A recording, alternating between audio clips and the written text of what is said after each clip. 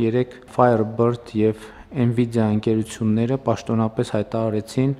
որ Հայաստանում կկառուցվի արհեստական բանականության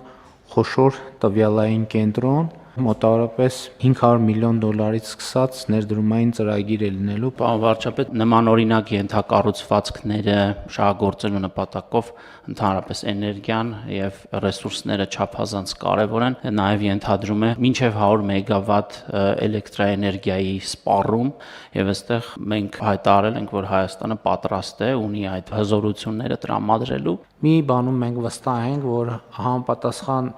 ծավալի էլեկտրաէներգիա մատակարարելու հնարավորություններ մենք ունենք, մեր երկիր ունենք, այսինքն ի սկզբանե այդ հաշվարկները դրված են եղել տակը։ Ես նաև այս համատեքստում ուզում եմ մենք գնահատենք, թե վերջին ամիսներին տեխնոլոգիական ոլորտում ինչեր է տեղի ունեցել Հայաստանի Հանրապետությունում։ Starlink-ի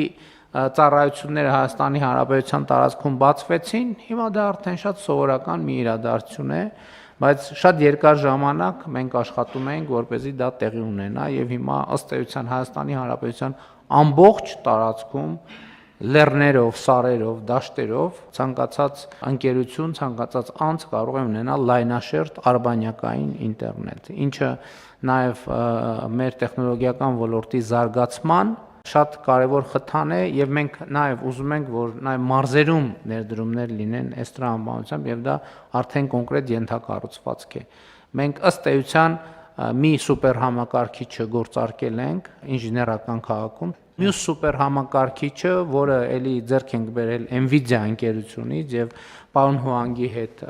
նաեւ այցի ընթացքում քննարկումներից մեկն է եւ հիմա կարծես թե այն օրը մենք Երևանի պետական համալսարանում արդեն կոնկրետ տեղն էլ տեսանք, թե